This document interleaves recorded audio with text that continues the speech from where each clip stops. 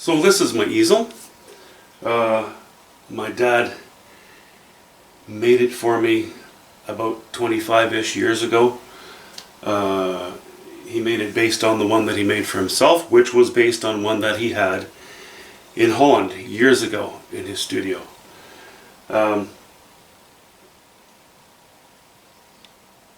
Yeah, Dad wasn't a woodworker, but he enjoyed working with wood. So there are, minor mistakes, minor things that I've had to sort of re-glue, I guess what it comes down to. Okay, first let's talk about the jaws. Have I got that in frame? Okay, I suppose. This is the bottom jaw and the top jaw. I can hold on this up to about a 44-inch canvas. If I really need to squeeze a 48-inch canvas on there, I can flip this over and I can reinsert this, and that gives me a couple more inches. So that's kind of my maximum height, is 48 inches. The easel is heavy enough and stable enough that I can, well, I've gone to 40-60, I've gone to 48 by 60 inch actually. Let me just give you a quick close-up on this. The way that you can adjust this very finely, this is not notched.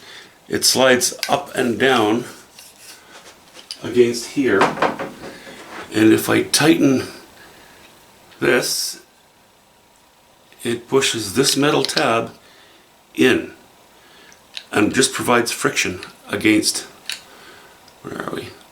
A little bit of friction against the centerpiece of the easel. So also what I have, normally I have two, I don't know if you can see those on there. Let me get my glasses so that I can be sure to have this in focus. You can see those two. There's one and there's the other. Those are finishing nails that are driven in to the underside of that jaw, and those finishing nails he's filed the heads off of them so that their little points are like sharp little tacks that'll dig into your canvas. If I have to flip it over, I have these two that I've just put in on the top side. That painter's tape is sitting there to remind me not to grab it from the bottom and push down too hard, because that hurts. Alright, I think that's about it for there. Let me just drop this back down onto the easel.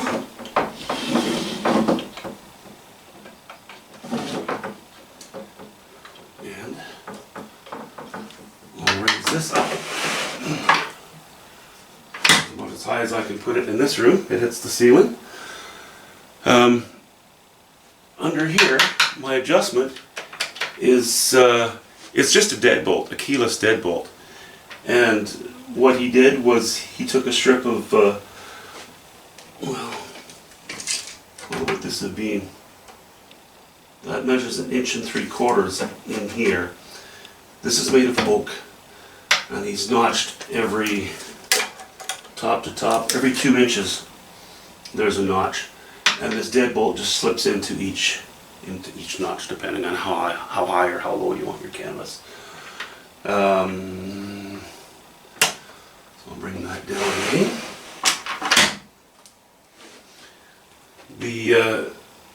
This assembly slides inside grooved edges here. This assembly slides inside grooved edges here. I take a candle every now and then, and I will apply wax. I'll just rub it into the guides a little bit to help things move smoothly. That seems to work quite well. It gets a little sticky when it gets pretty hot out, but I kind of like to cool it down in the room if it gets too hot. The total width of the easel at its base is about 30 inches. From front to back is about 24 inches.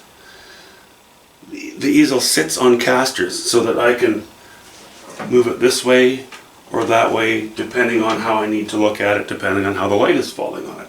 I really like that. I have it sitting on Berber carpet so that it doesn't just move around. You know, if it was on a tiled floor or a hardwood floor, it would just roll around as I tried to apply any pressure. Let's see, maybe what I should do is grab a canvas and illustrate something. You might remember this, I'm still working on it. In fact, I'm going to have to get back to working on it pretty soon. So I have the same thing down here on the lower jaw. Am I still in frame? Yeah. I have a finishing nail, 1, actually 2, and 3 that has been driven in, and then the head filed off to make them sharp. So I can take a canvas, and without causing any great damage to it, I can set it on there. So the front of the canvas actually hangs over, it sticks over the front of the easel so that I don't run into it when I'm trying to lay brush strokes or knife strokes on. So that overhangs slightly. So I'll lay it roughly center and I'll give it just a quick tug down. Now I can hear that those sharp points have penetrated the canvas and are digging slightly into the wood below it. Then I'll take this, lay it, put it slightly back from flush with the surface. It sits back. I'll push that down. So I have a little bit of pressure on there while I tighten this. Excuse me. Now I can take a knife or a brush with some vigor. Look at that, like I can push the whole easel around. The canvas goes nowhere. It really holds the canvas snugly without impeding your access to the canvas. I don't like just leaning a canvas on against an easel because yeah, it's just sloppy. The thing moves around on you. I don't like that. Also, what this allows you to do is hit your canvas perfectly vertical or even leaning forward slightly on the top. That really helps in the reduction of glare when you have light coming from the top. If it leans back, you'd have a lot of reflection, a lot more reflection from the light that's above it. Okay, we'll pop that out of there. And it really doesn't, you know, unless you have those points, those finishing nails filed sharply and they're 1 inch long, it doesn't dig into your canvas enough to do any damage. Okay, we'll put this back. What else do we have here?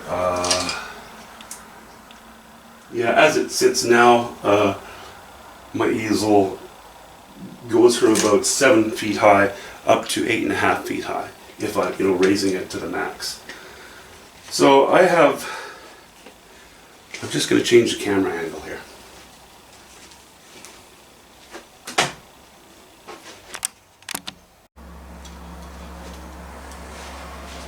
So there's the base with casters underneath it.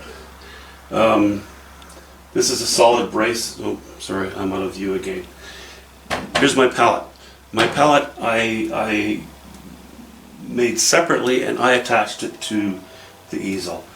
I like the idea of a sort of a free-floating pallet on a separate table, but 90% of my work occurs with me sitting down. Now I have back issues, so I can't usually stand up for very long most days. That's why because I do so much of it sitting down, I've decided just to fix it sturdily to the easel itself. It only takes, you know, if I really want to remove it, it only takes a few screws. It's not an issue. It's a good idea for some paintings, you know, if I have to stand up a lot, to have a separate table with a pallet on it. I haven't done that yet.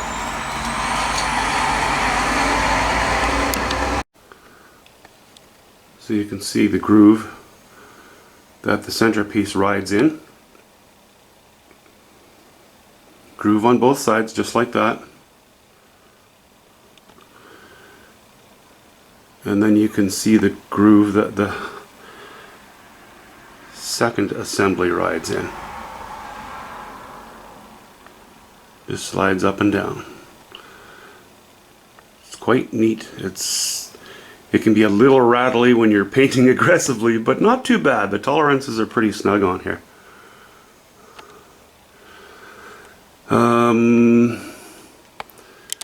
Maybe what I should show you is this. Where are we? This rail goes up to that cross piece, and there it ends, and that's really as high as you can raise it. If I were to take the pallet, or my pallet, off of the easel, and I had a huge canvas to work on, I could drop it almost right to the floor, the bottom jaw, to hold the canvas in. I haven't had a need to do that yet. And here's just a picture of the casters under the base. I think that base is made of 2x8s. I think most of the easel is made from fir, except for, as I mentioned, the oak strip up the center. Needed a good hardwood for that. Let me just get it back on my feet here.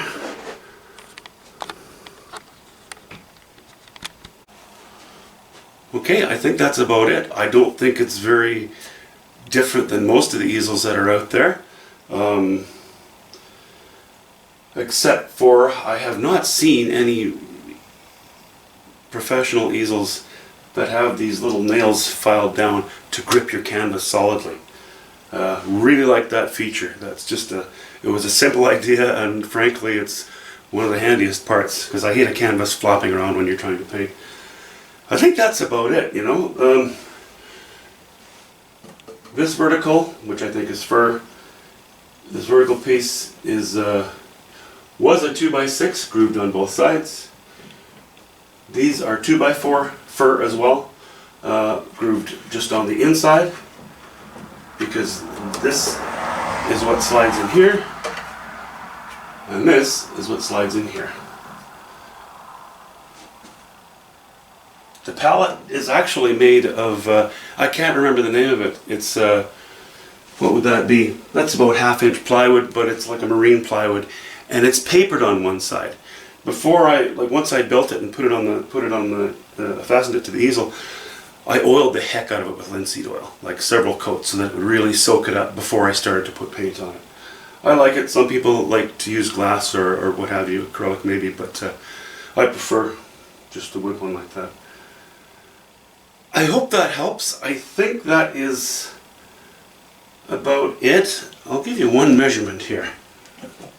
From the front to this. Yeah, 4 1/4 inches. But because the whole thing is so sturdy and then solidly built, I could have a 6-inch deep, quite heavy canvas. You know, I could have a 60-pound canvas on here that would hang way up. But the easel will still hold it. Not that easy to move around. That's fine. It's my studio easel. It's not built to move around. Any questions? Please leave them in the comments. Thanks for watching. See you. Bye.